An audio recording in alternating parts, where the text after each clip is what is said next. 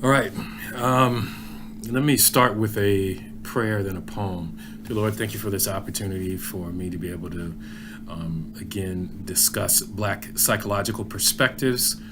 And we will be discussing kinship and family today. Thank you for your continued blessings. Amen. So I'm going to recite a poem, excuse me, from Dr. Benjamin E. Mays. And it says, I only have a minute, only 60 seconds in it. Forced upon me, can't refuse it. Didn't seek it, didn't choose it, but it's up to me to use it. I must suffer if I lose it, give account if I abuse it. Just a tiny little minute, but eternity is in it. Today, I only have a quick moment in between. We have a huge site visit on campus today from the United Negro College Fund. So I want to make sure we're on time for that, but I did not want to miss our opportunity to go over kinship and family in chapter 5 of Allison and Belgrave's African American Psychology for our class here at Oakwood University, Black Psychological Perspectives. Again, if you want the notes, you can contact me at Oakwood University at bgamble@oakwood.edu, and I always leave that in the notes below of the YouTube video. So I'll get right into it with some vocabulary words regarding, here's the first one, family. How do you define family? We had a great discussion in class about that and what family means to you as well. But definitely the definition of family and how it's changed over time, and it also changes in region and throughout the African diaspora. Right. Some other pieces that go into what makes kinship and family: where you live, right? Residence, right? The level of cooperation that you may have amongst family members, how you reproduce family members. Now, there's biological reproduction that most people know about. In this particular section isn't necessarily about biological reproduction, but what are the conditions by which you put forward who you are into the future, right? And there's also children. Whose children are ours, right? Is it just our biological children? Is it our nieces and nephews, those who we're somewhat blood related to? Is it our cousins who are younger than us? Is it our brothers and sisters who are younger than us? Is it the entire village and community? So children, that's a question and also something worth defining, right? And follow me here, I'm trying to go somewhere. Kinship structure, right? And we're really kind of getting into what makes people family. What is the structure by which they become family? I'm at a historically Black college, and when I got here 25 years ago, but also the students now, they develop themselves into college families. And for life, usually you're connected with those people who you came into college with, right? What do those kinship structures mean to you for the moment, but also long term? Who makes extended family? Is it just those people who have immediate ties to you, like your grandparents and first cousins? Or is that a group beyond blood ties again? Who makes the immediate family, right? And who are those people? And there may be augmented family structures. And some people use, and I'm talking about scholars in the literature, use this term called fictive kin. I don't necessarily like that term because that implies that these augmented family structures are not actually real family. And who is it on someone else in some sociology book to define what my family is and what my family is not?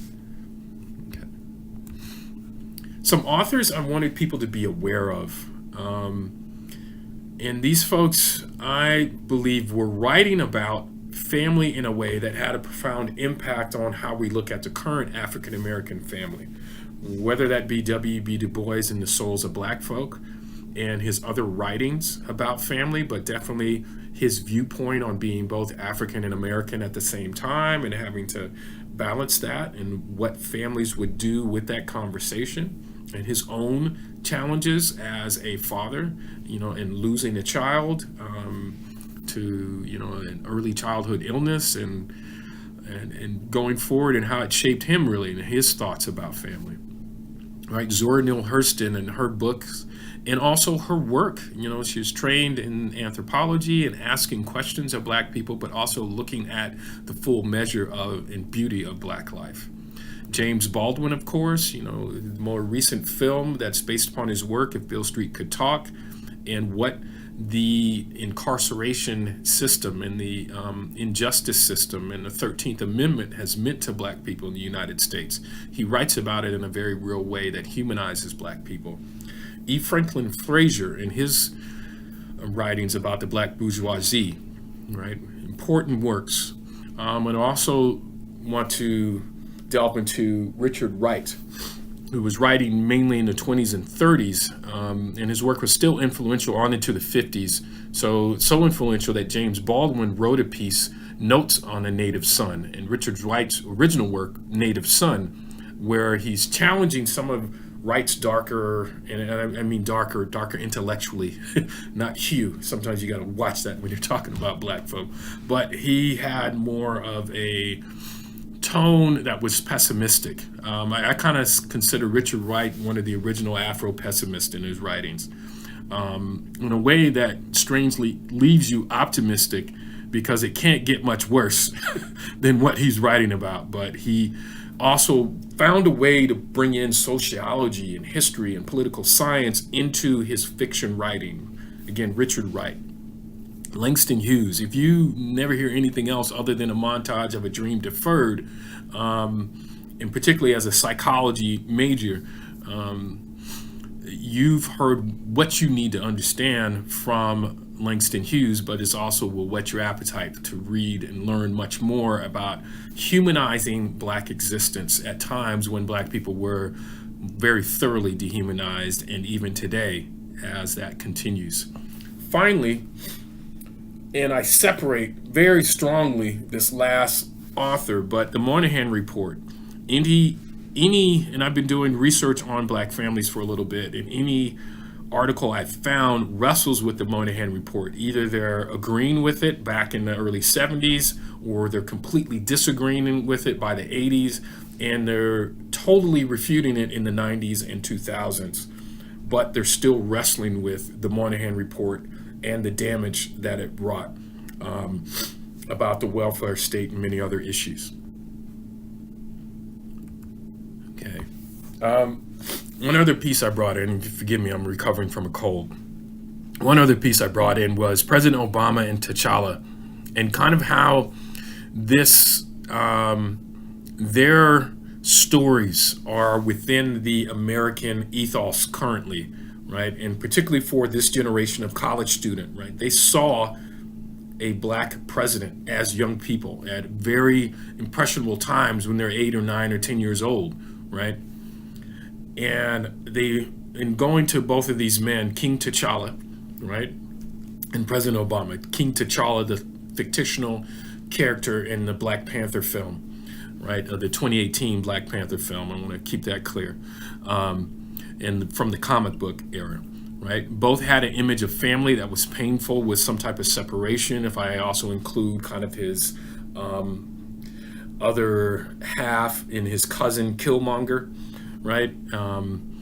Also triumph in leadership, and a man who found love when he thought there was no love to be found, right? We sometimes have these ideas about what development and what family should be for young men in particular, but also young women as well, and how these relationships should develop. But I would say let's challenge some of these notions with reality and where we're coming from with what family and kinship means, right? So let me break down some of the African family structures that the book brings out. In Ghana, when referring to family, an extended form of family, you have different rites and rituals at early adolescence through marriage and even into the transition from living as people became ancestors. But family was thought of beyond just the living, but on into the ancestors.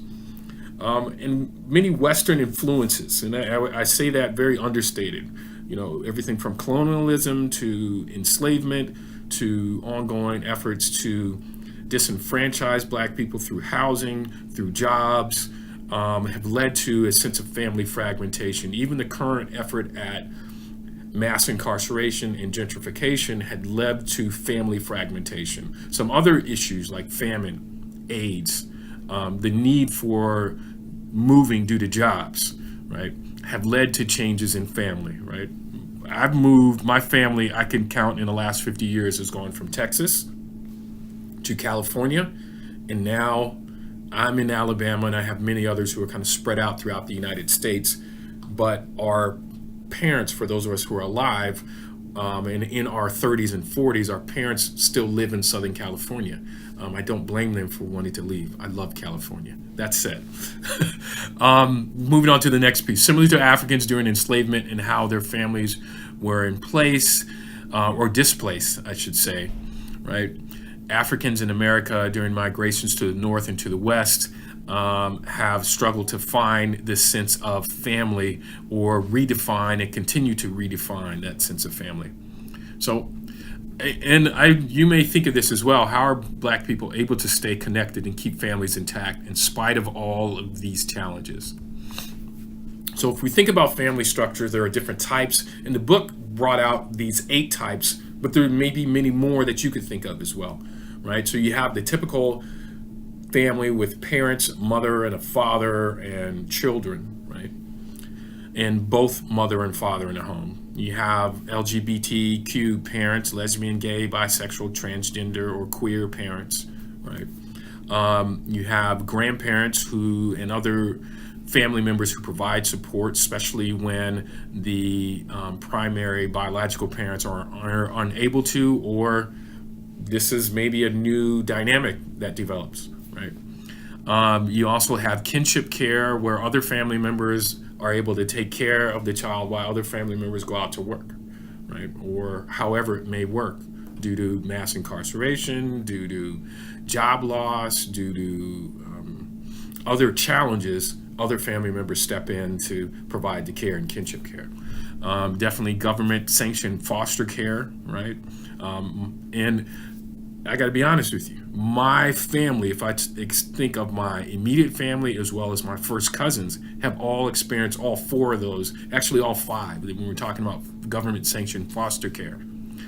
The other one that, has definitely gained more traction, and I spoke about this with our students, talking about the Black social workers and how they kind of developed kind of their cornerstone of their political activism was around adoption of Black youth and making sure that it's supported, right? We also have transracial family structures, where you have, and not quite the more kind of mentality that I can change my race or be transracial, but more and of the kind of blending of families, where I have a white family who adopts a Black child, or even a Black family who adopts a Latino, white, or Asian child, right? Transracial adoptions may be another way of a family structure. And then finally, biracial or bi-ethnic family structures, right? And there's pros and cons to every family structure. No family structure is normal or unnormal, right? There's plenty of other people who are out there doing likely what you're doing, but no one does the exact same thing. That's the interesting part about researching families. Next slide that I have here, or in my notes here, overcoming and making a way out of no way, right? We're thinking about resilience in Black family structure. Vereen in 2007, he talks about outcomes seem to be more to do with income and opportunities than with family structure. If we're talking about good outcomes for youth, right? And as they move into adulthood, more to do with income and opportunities than with how the family is structured. So we just talked about these different types of family structures, and I just mentioned 8 different types, but it has to do with income and opportunities.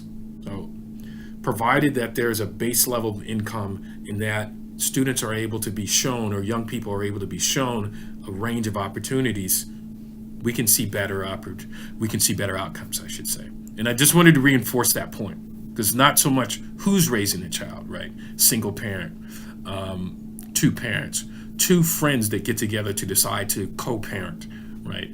It is more about income and opportunities. And that's something you can do something about, right? You can also promote resilience, right? Resilience is an important part of African American family life, but particularly African Americans in general, right? So strengths among African American families that have been found in the research are a strong achievement orientation, wanting to do well, strong work orientation, working hard, flexible family roles, being willing to step in when needed, strong kinship bonds, and a strong religious orientation. I will say about those kinship bonds and religious orientation, young people get reinforced in that type of environment for doing the right thing and for particularly reaching towards education. Religiosity and extended family are also important as well. So 3 authors who have influenced me and I've gotten to know over the years: Thomas Parham, who is the president at Cal State Dominguez Hills; Dr. Adisa Jamu, who runs the Center for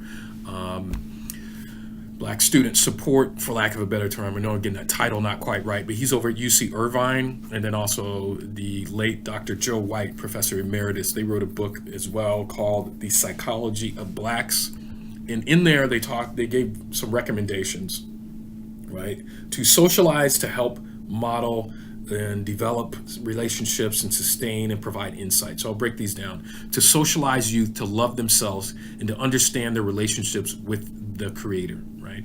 To help youth develop an identity and perspective of what it means to be a man and a woman that is culturally congruent and that affirms both males and females, right? And because society often forces people to see themselves one way or another, and it does require some guidance and help. We have to model, right? And that's our next one here. Teach youth to recognize and model healthy family functioning.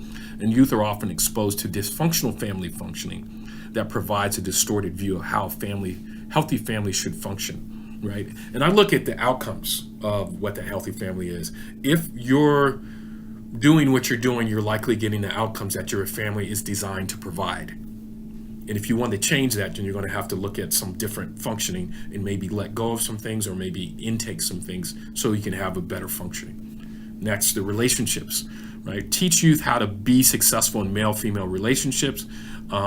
Youth must be taught to relate to members of the opposite sex in a sincere, respectful, caring, and loving way, and not to first focus on their own needs. I would also suggest same gender relationships, right? Because there's often a challenge sometimes, father to son, mother to daughter, which can extend into other relationship challenges. Next, sustain. Teach children that relationships should be sustained through difficult periods, right? How to argue, how to deal with challenges. When relationships are challenged during stressful and difficult times, tolerance and perseverance are needed. Finally, insight. Teach youth to develop personal insights into themselves and help them to understand how past experiences affect their current ways of behaving. Okay. Some of the things that were left out of the chapter, but things that I think about when I'm thinking about families are generational shifts, right? Also being one generation away from poverty. Very few people really talk about that, but they do talk about it more in the literature in regards to being first generation college students, right? But that one generation away from poverty, sometimes you don't have the social networks that you need, right? Those opportunities, as well as the income that you need, or even understanding of the income that you need to budget to be able to have the type of life that you may want. Many Oakwood students now are 2 generations away from legal segregation, and we don't often talk about what that means, right? Gentrification is another challenge. We talked a little bit about that before in the last chapter when it came to race and racism, but that's still a big issue when it comes to families and what that means to keep them together, particularly if we're talking about the land and connections, right? Suburban parents often are not letting their children know what they did and how they overcame setbacks from either living in very rural environments or very harsh urban environments, and that needs to be intentionally done. We also have more of an unchurched generation. So a lot of the literature up until the mid-2000s was talking about the strengths of the African American community being churched, but we have a greater unchurched generation. Okay. Dr. Joe White talks about 7 strengths of African Americans, and I'll just say them quickly, and you can look more up about Dr. Joe White's 7 strengths of African American, but improvisation, and I'm saying that word totally wrong, but I only have just a minute. Resilience, right? Connectedness to others, spirituality, emotional vitality, gallows humor. Look up Def Comedy Jam and you'll get a little bit of what I'm talking about. Healthy suspicion of you-know-who, right? And I'll let you break that down. Look up Dr. Joe Wright's 7 Strengths of African Americans. Finally, I've done some research working with Black parents and asking them about their advice and encouragement that they would give to other Black parents raising children who would be college ready, right? And some of the things that they would talk about when it comes to their parenting skills, that you should know your child, you should celebrate, go get college prep info, role model, focus on your involvement as a parent and structure that and be intentional. How the father is going to be engaged and what that means, what fatherhood means, and be clear about that, because in our society, Black fathers in particular are not even seen sometimes, in many ways, even when they're sitting right in the room, right? Parents should provide the info rather than the school. At least that's what the parents are telling me, right? They should be the ultimate source of what information is good or bad.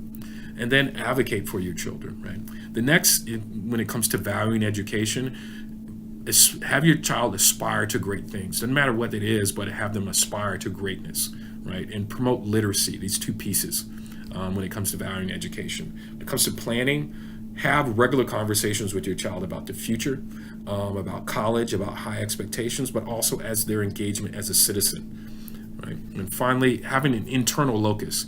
Teach your child how to make their own decisions, that they can do anything, that they can have goals, but also love themselves, and that they can work hard, right? An internal locus of control rather than an external locus of control means that they can see themselves as being able to have an impact on things around them rather than be impacted and crushed under by things around them. Okay, that's my quick 20 minutes. Trying to keep these lectures a little bit shorter here online. I hope that works, but I also had to do it just due to time because we have so many pressing things going on here at Oakwood. Anyways, if you like this, please like the issues. If you got any comments, disagreements, whatever, I'm cool. Let us know. Looking forward to continuing the dialogue next week. Hope all is well with you and have a blessed day.